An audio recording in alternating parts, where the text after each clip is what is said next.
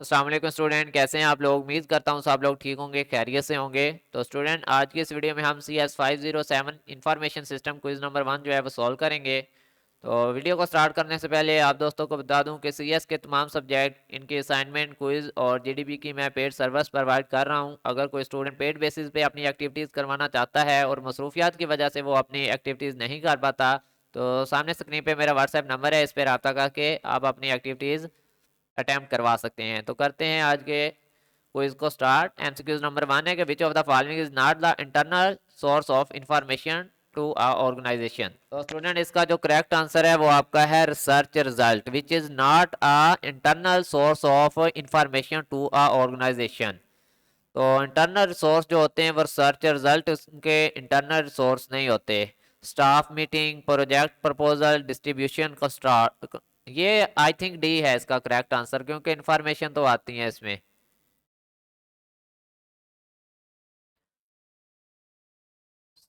Next MCQs है dash is the record of enterprise past transaction and operational information.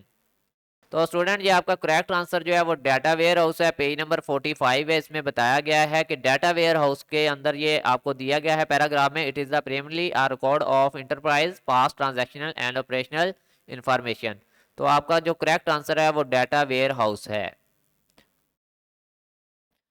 चलते हैं हमारे अगले एमसीक्यूज नंबर 3 की तरफ।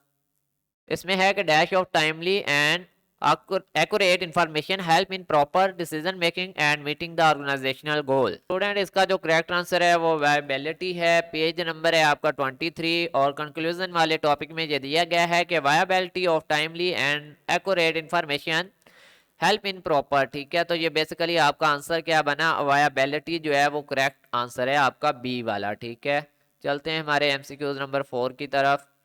नेक्स्ट एमसीक्यूज है कि criteria of designing model and system to support management decision include all following exempt.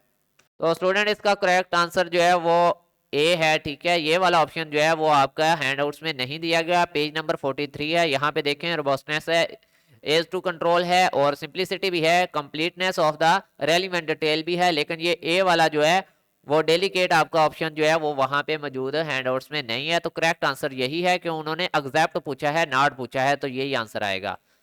Next MCQs number 5 है कि continuous change in work force is dash for an organization.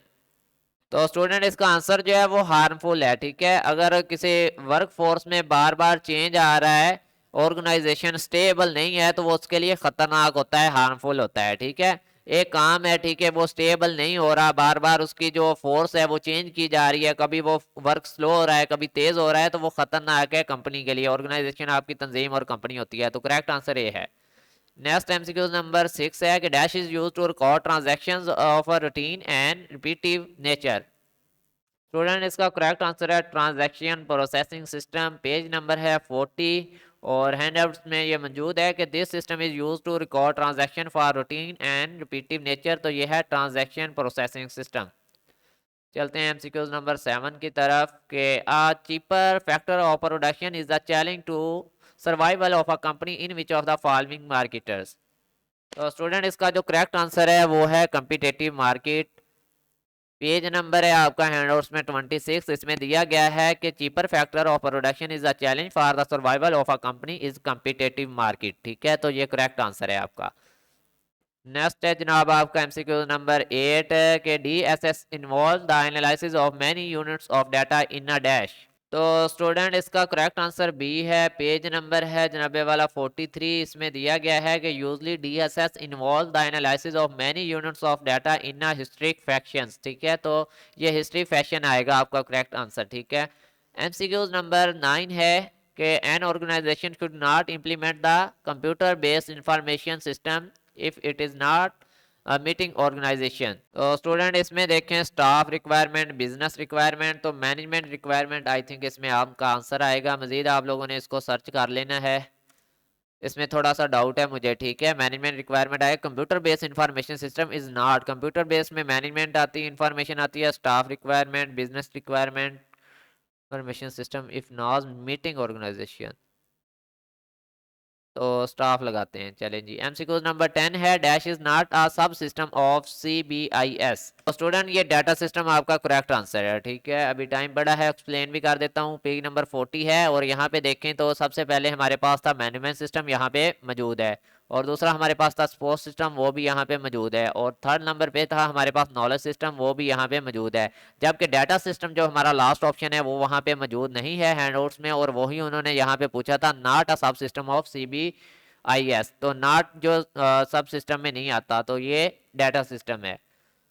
तो student आपका quiz जो है वो complete हो चुका। अगर आप लोग भी पेड बेसिस पे क्विज करवाना चाहते हैं तो सामने स्क्रीन पे मेरा व्हाट्सएप नंबर चल रहा है, इस पर रब्ता करके आप अपना क्विज अटेम्प्ट करवा सकते हैं। तो मिलते हैं न्यू वीडियो में, तब तक के लिए अल्लाह हाफिज़, फ़ी अमानिल्लाह, अपना ख्याल रखिएगा।